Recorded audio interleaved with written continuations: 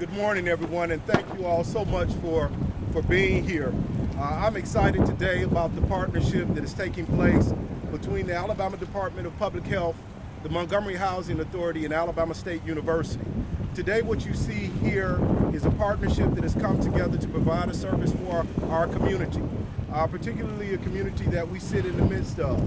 We're opening up today our drive up and walk up clinic for COVID-19 testing. And so we're excited to help the city of Montgomery and the state of Alabama as we try to push through the pandemic that we're experiencing now to try and alleviate the numbers that are going up in terms of people that may have COVID, and to just assure people in the community that we are doing our part to help during this pandemic. And so I'm here. I'm happy to have the Chief Nursing Officer for the Alabama Department of Health here, Mrs. Nurse Melnick, and she's here with us, as well as on Alabama State University's campus, we have our health officer, which is Dr.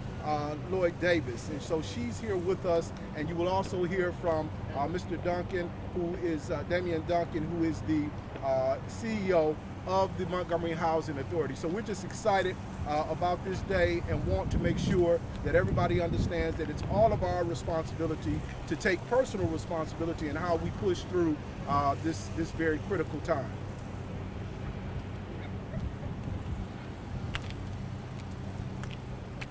Good morning. My name is Damon Duncan, D-A-M-O-N-D-U-N-C-A-N. I'm the new executive director for the Montgomery Housing Authority. We're very excited about this partnership. We're excited about today. We know that a lot of our communities are underserved.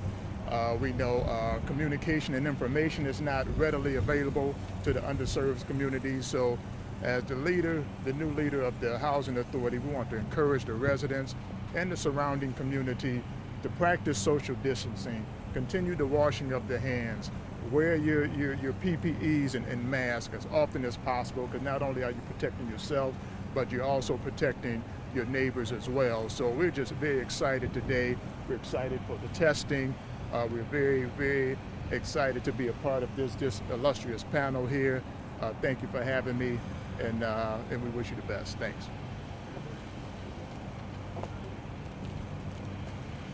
Hi, good morning. It's so exciting to be here and to forge this partnership with Alabama State University.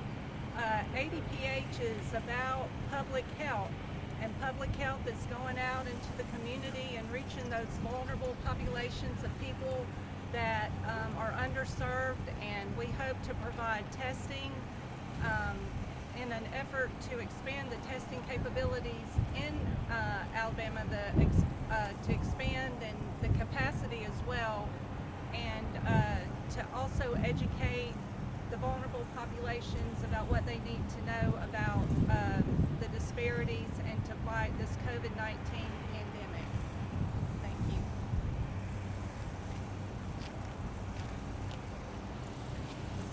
Good morning. I am Joyce Lloyd Davis, and that's Joyce, and I'm just happy to be here. We are excited that the Alabama State University Health Center is able to lead this effort in initiating this COVID-19 testing clinic. It certainly meets a need in our community, and we want to be able to provide education. We want to be able to provide people with another opportunity so that we can fight this invisible disease that is attacking our community. So we're excited. We encourage people to participate, and we want to be here as a university to serve our community, to help others, and to meet needs that are needed here against COVID-19. Thank you. You guys have any questions you'd like to address now, or do sidebars? Yes, sir, go ahead. On this particular community right now. Dr. Ross? Well, speaking with our team, and of course we always should take care of home. This community is right here. And of course what we wanted to do was break down any barriers that individuals might have experienced. You know, there's a lot of concern about whether you have to go and pay for a test to be tested. And then when you talk about possible transportation barriers and things of that nature, it's better to start right next right at home. And so we thought that it would be great to start with the community that's right next to the university to cut out any barriers to gaining access to COVID-19 testing. Well, listen, it's just a start. You know, we have Centennial Hill right up the street, and I think as we continue to partner with the Alabama Department of Public Health, we look to expand. Our nursing program, nursing office here, Health Center, basically has taken the lead on being trained and prepared to deliver the test, to administer the test, and so we're just excited about the possibility to expand to other communities, because as we continue to go into communities to test, then that gives us more assurance of really where we are in terms of whether we're flattening the curve or not, because some of these communities go unrecognized based on barriers that we've talked about, and we want to break those barriers down, and so we stand ready to do that. Dr. Russ, if you can, just talk a little bit about bridging that gap. If you could speak to somebody that may watch this later today, about getting them out of the shadows. A lot of times people don't want to come out in public or whatever to get the medical testing that they need. What would you say to them about this bridge that you guys have provided for them to come and get testing so they will understand where they are in this pandemic? Listen, it's so important for all of us to take personal responsibility, every individual to do so, practicing all of the guidelines that have been sent out, but not to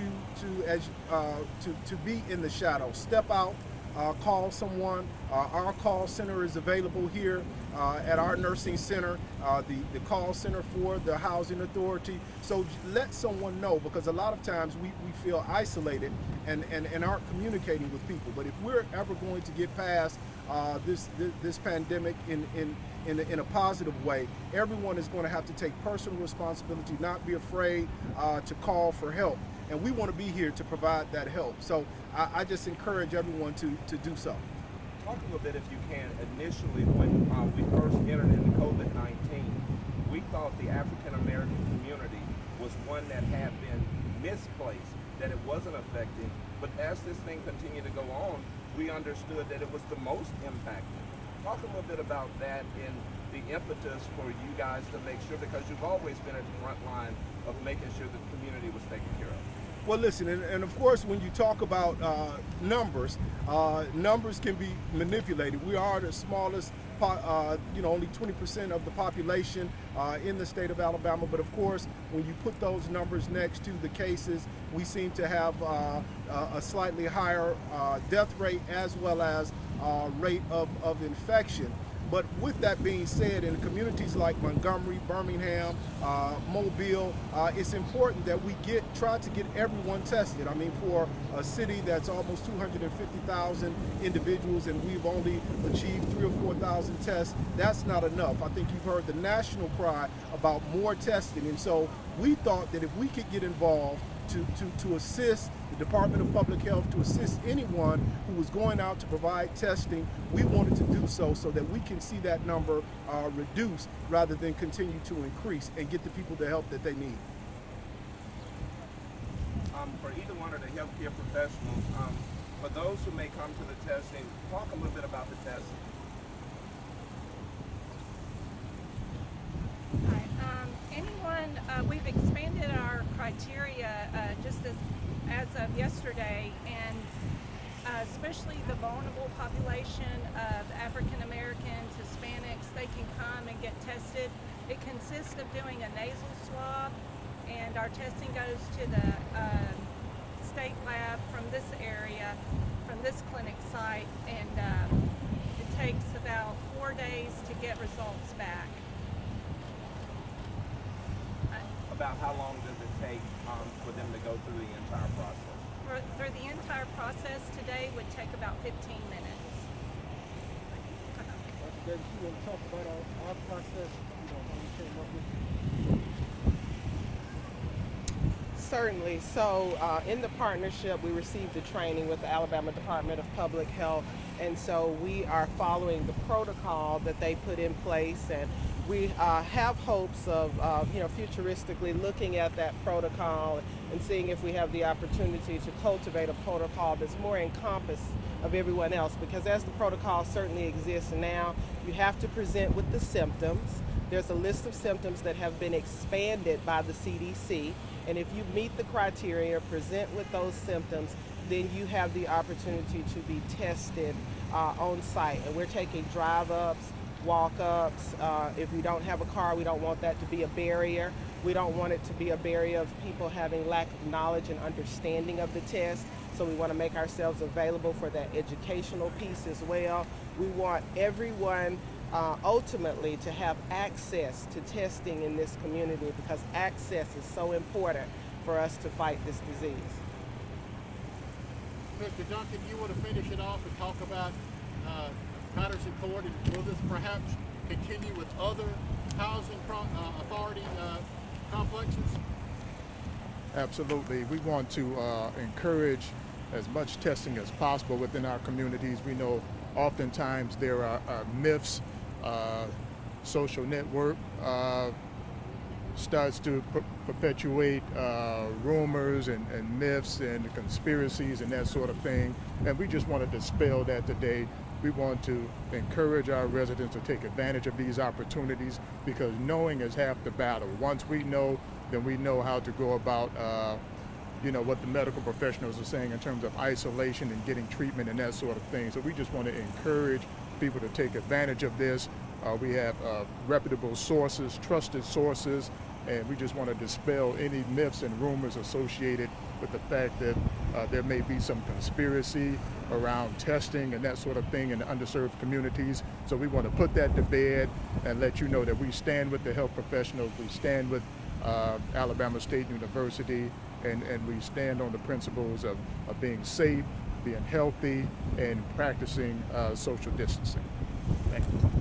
Mr. President, a closing thought? Dr. Ross, can I ask you one more question? As we look at going forward, how much testing, and just globally, how much testing is going to happen, not only for this community, but for the ASU community or any college or university? Talk a little bit about that before we see things go back to normal, or will it be a new normal? Well, it's definitely a new normal, something that we are going to consistently be cognizant of. And I think in terms of testing, I think you've heard the reports, there are millions of tests that still need to be done to really see where we are, particularly until we get some type of vaccine. I'm often reminded when I went to elementary school and couldn't go to school unless I had my blue card filled out. I think many of us can relate to that. I think we're getting to that point once they find a vaccine, that may be the case of one of those things that's checked off. But in terms of the college campuses, just on our college campus, it's my thought and my team's thought that we want to be able to, test 5,000 or 6,000 students. We want to have the test available so that we can be proactive in any situation. And I think that's going to be across the country with institutions of higher education. But as you've heard nationally, test.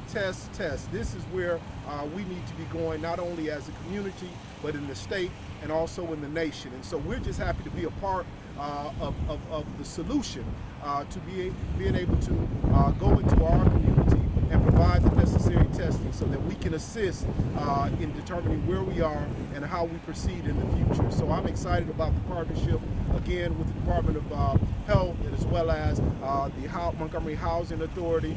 And I just cannot say enough about our nursing staff here at Alabama State University, my entire leadership team, because this was came out of a think tank where we wanted to make sure that we were impactful in the community during this time. And what better way to give back than to be able to provide these essential tests for our citizens.